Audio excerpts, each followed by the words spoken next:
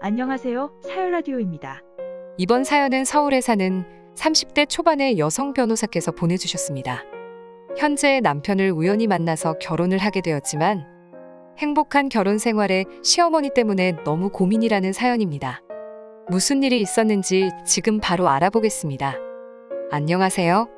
저는 30대 초반의 변호사입니다. 제 남편은 회계사이고요. 저는 어렸을 때부터 공부만 하고 살아서 남자를 만날 기회가 없었습니다.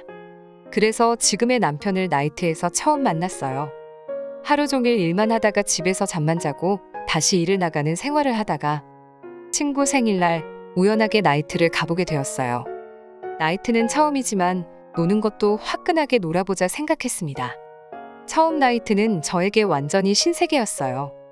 매일 잔잔하고 공부만 하던 제 일상에 화려한 음악과 반짝반짝 빛나는 곳이었습니다. 입이 쩍 벌어지면서 테이블에서 앉아 구경을 하고 있는데 갑자기 누가 손목을 잡더라고요. 웨이터가 일단 따라오라면서 끌고 갔습니다. 정말 기분이 나빴지만 여기는 그런 곳이란 걸 듣고 와서 그런지 이해가 됐습니다. 웨이터에게 정중하게 여러 번 거절하고 자리에 앉아서 구경하기 바빴습니다. 나이트 처음이에요? 딱 한 번만 따라와요. 정말 부탁드려요. 웨이터가 정중하게 딱 한 번만 가자고 해서 지금 남편이 있는 방으로 끌려왔어요. 일단 남성분 보시고 별로면 나오셔도 돼요. 저는 그렇게 남편 방에 앉게 되었고 나이트방 안에서 일어나는 일이 궁금했습니다. 방에 앉아서 옆을 돌아보니 정말 훈훈하게 생긴 남자가 있더라고요. 지금의 남편이었습니다. 사실 아까부터 봤는데 너무 이쁘세요. 시간 괜찮으시면 오늘 저랑 같이 술 한잔 어떠세요? 불편하시거나 부담되시면 가도 괜찮아요. 잘생긴 남자가 정중하게 다가오니깐 거절하기 그렇더라고요. 살짝 튕기는 척하면서 남편이랑 술을 마셨습니다. 한 잔 두 잔 마시면서 이야기하는데 남편은 정말 예의 있고 괜찮아 보였습니다. 직업은 회계사이고 나이는 저보다 3살 많았어요. 같은 사자 들어가는 직업이라서 정말 좋았습니다. 그래서 번호를 주고받았고 그 자리를 나왔습니다. 집으로 돌아와서도 쭉 연락을 하면서 지냈어요. 남편은 큰 회사의 회계팀 팀장이었고 저에게 적극적으로 다가왔습니다. 여자를 잘 아는 느낌이지만 다정한 느낌이어서 좋았어요. 꾸밀 줄 모르는 모습이 더 믿음이 갔습니다. 저랑 조건도 잘 맞고 외모랑 성격까지 잘 맞았어요. 그렇게 연애를 하게 되었고 연애를 할수록 이 사람을 놓칠까 두려웠습니다. 첫 연애였지만 제가 바로 청혼했습니다. 남편은 너무 행복해하면서 울더라고요. 저는 그런 남편의 모습이 너무 귀여웠고 저희는 결혼을 준비하게 되었습니다. 그렇게 서로의 마음을 확인하고 양가의 인사를 드리러 갔어요. 남편은 저희 집부터 가자고 했습니다. 공부만 하던 제가 결혼을 하다니 저희 부모님이 놀래시더라고요. 남편이 저희 집에 인사를 왔을 때 저희 엄마는 상다리가 휘어질 만큼 한 상 제대로 차려주셨어요. 남편도 그렇게 푸짐한 밥상은 처음이었다고 좋아했습니다. 남편과 저희 부모님은 대화를 이어갔고 어디서 만났냐고 물었을 때 당황했습니다. 나이트라고는 말 못하고 직장 동료가 소개팅해 줬다고 말했네요. 푸짐하게 밥도 먹고 차를 마시는데 아빠가 담배를 피러 잠깐 나갔습니다. 저는 따라 나가서 남편이 어떤지 물어봤어요. 요즘 저렇게 생각이 깊고 효심 깊은 사람 없다. 절대 놓치지 말고 꽉 잡아. 사람이 배려심과 매너가 몸에 배어 있더라. 우리 아빠 공무원 출신이어서 정말 깐깐한 분이시거든요. 뭐 하나 시키더라도 눈으로 직접 보지 않으면 절대 안 믿으실 정도입니다. 그런 아빠의 마음에 쏙 들었다니 남편이 정말 멋있어 보였습니다. 남편 집에 인사 갔을 때 저도 최대한 잘 보이도록 단정하게 하고 갔습니다. 그런데 남편은 집에 들어가기 전에 말하더라고요. 사실 우리 집에는 아버지가 안 계셔. 일찍 돌아가셔서 어머니 혼자 계시거든. 아, 그래. 어머님 혼자 힘드셨겠다. 미리 말해주지 못한 거는 미안해. 괜찮아. 여보가 미안해할 거는 아니잖아. 고마워. 그리고 어머니가 나를 혼자 키우셨어. 힘든 세상 열심히 회계사까지 키우셔서 조금 못되게 굴 수도 있어. 조금만 참아줘. 당연하지. 여보를 이렇게 훌륭하게 키우셨는데 나라도 그러겠다. 얼른 들어가자. 남편 집은 첫인상은 정말 깔끔하다는 느낌이었어요. 진짜 먼지 한 톨 없이 깨끗한 느낌이었습니다. 시어머니에게 인사를 드리고 자리에 앉았습니다. 저녁을 먹을 거라 생각했지만 과일 몇 개 꺼내서 이야기했어요. 어머님이 차려주신 밥상을 기대한 건 아니었지만 배가 고팠습니다. 직업이 변호사라 그랬지. 네, 지금 사무실 차린 거니? 아니에요. 아직은 로펌에서 일하고 있어요. 변호사라서 그런가 포커페이스 유지하는 건 아주 예술이구나. 네? 그게 무슨 말씀이세요? 우리 아들에게 다 들었다. 장인어른 댁에서 우리 아들 먹으라고 상다리 휘어지게 차리셨다고. 그런데 과일 몇 개 꺼내놓고 이야기하니깐 기분 나쁠 수도 있겠네. 아니에요. 절 위해서 이렇게 준비해 주셨으니 괜찮습니다. 이렇게 어머님 뵙고 대화하러 온 건데요. 역시 변호사 맞네. 말도 정말 잘하는구나. 그래서 부모님 재산은 얼마나 가지고 있으시냐? 건물 몇 개 가지고 계세요. 부잣집 딸내미구나. 제가 가진 재산이 아닌걸요. 저희 집안이 법주인 집안이라서 그래요. 부모님이 열심히 모아서 사신 거죠. 그래, 결혼하면 살림이나 하면서 푹 쉬면 되겠구나. 아니요. 결혼해도 저는 일은 계속해서 하고 싶어요. 돈도 있는 집안인 것 같은데 여자가 살림을 해야지.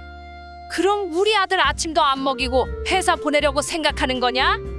어머님, 저 정말 어렵게 공부해서 변호사가 됐고 일 시작한 지 얼마 되지도 않았어요.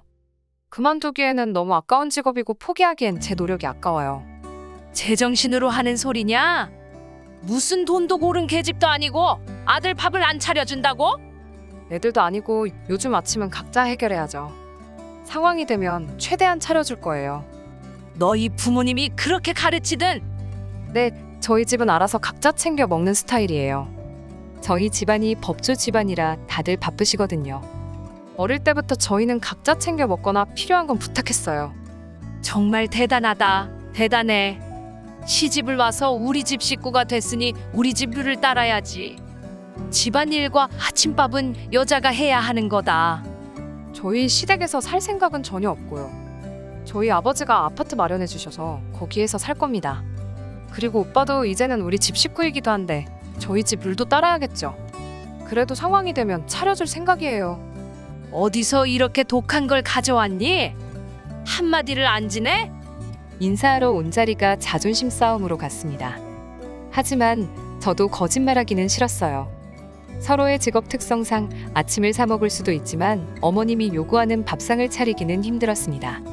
남편도 난감했는지 중재하기 시작했습니다. 이렇게 좋은 날 이게 뭐야? 우리 나가서 외식하자. 맛있는 거 먹으러 갈까? 저거 얼굴 보면서 밥이 넘어가겠니? 기본도 안 돼 있는 거랑 더 이상같이 있기 싫구나. 난 생각 없다. 둘이 나가서 외식을 하든 알아서 해라. 그 말을 들으니 저도 짜증이 확 나더라고요. 네, 어머님, 안녕히 계세요. 한마디 하고 나왔습니다. 저 싸가지 좀 봐라. 이래서 직업 좋은 것들은 자기들 잘난 맛에 살기 바쁘지. 제 남편 밥도 못 챙겨주면서 할 말 다 하는 거 봐라. 엄마도 이제 그만해. 다 듣겠어. 들으라고 하는 소리다. 엄마 없다고 생각하고 둘이서 결혼하든지. 나는 이 결혼 반대니까 알아서 해라. 완전히 개판인 인사 자리가 되었습니다.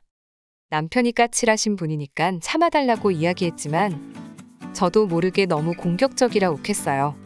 남편은 따라 나와서 사실 어머님이 갱년기라서 그렇다고 하더라고요. 조금만 이해해 달라는데 조금은 이해가 갔습니다. 그래서 한 발 물러서서 아침을 꼭 해주기로 합의했습니다.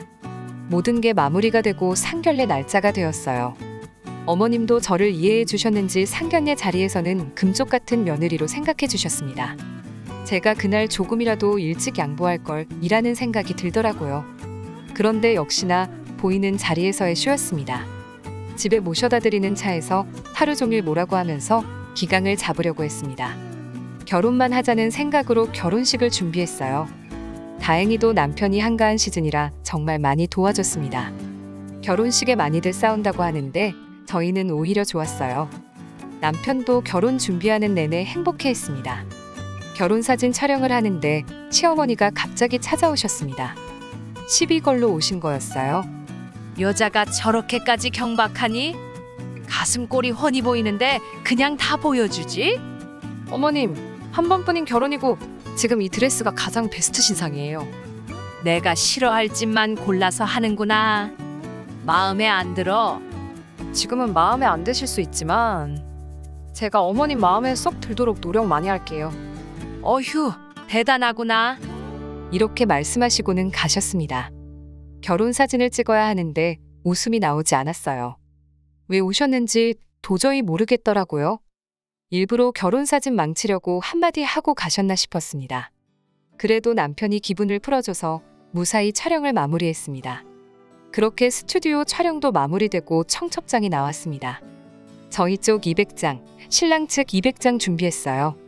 남편과 저는 회사와 지인에게 각각 100장 정도 돌리고 나머지는 부모님을 드렸습니다. 이제 결혼식만 남은 상태로 준비가 잘 되어 가고 있었습니다. 결혼식이 얼마 남지 않았을 때 시어머님 댁에 잠깐 갔었습니다. 책상 위에 청첩장이 100장 그대로 있더라고요. 어머님, 청첩장은 안 돌리셨어요? 너희들 결혼하는데 내가 왜 그런 짓을 해야 하냐? 처음부터 100장 정도 필요하다고 말씀을 하시지 마시지. 그리고 결혼식은 부모님들의 잔치라고도 하는데 안 돌리실 거예요? 내가 내 눈에는 돈으로 보이니? 결혼식 축하해 줄 사람은 다 알아서들 오는 거고 축의금도 마음만 받으면 되는 거야. 돈으로 보인다니요. 결혼하실 때 아무것도 안 보태주셨으면서. 그런 거 아닌 거 아시잖아요. 아무것도 안 보태줬다고? 그래서 청첩장으로 갚으라는 거냐? 대단하다 정말. 친한 친구분들이나 친척들이라도 돌려주세요. 부탁드려요. 몰라. 알아서 할 테니 그만 가봐라. 시댁을 나오는데 청첩장이 눈에 밟히더라고요. 100장이 아까워서가 아니라 그래도 정성인데 시어머님 때문에 결혼을 그만둬야 되나 생각이 들었습니다. 그래도 정신없이 시간이 흐르다 보니 저희의 결혼식은 시작되었습니다. 다행히도 저희 결혼을 축하해 주시는 분들도 많이 와주셨어요. 시어머님도 그날은 또 연기를 하시더라고요. 저를 둘도 없는 며느리 취급해 줬습니다. 그래도 결혼식을 그렇게 마무리해서 다행이었습니다. 신혼여행은 몰디브로 떠났고 첫날 밤이 되었습니다. 양가 부모님에게 전화를 드렸어요. 저희 부모님은 따뜻하게 전화를 받아주시고 이제는 아들이라고 말씀하셨습니다. 시어머님은 역시나 딴지 걸기 바쁘셨어요. 축의금 정리는 갔다 오면 같이 하자. 그리고 해외 전화가 얼마나 비싼데 그만 끊어라. 신혼여행의 시작부터 망가진 기분이었어요.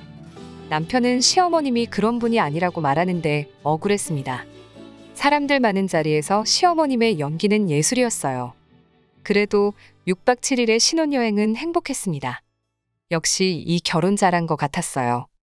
저희 남편은 정말 완벽한 사랑이었습니다. 그리고 신혼여행을 마치고 일상으로 복귀했어요. 하루하루가 정말 바빴습니다. 신혼여행으로 밀린 업무만 산더미였어요. 그래도 시어머니랑 한 약속대로 아침마다 밥을 차려줬습니다. 근데 업무가 너무 바쁘고 남편 아침 식사 시간까지 맞추려니 너무 힘들더라고요. 진짜 잠이 너무 부족하고 힘들었습니다.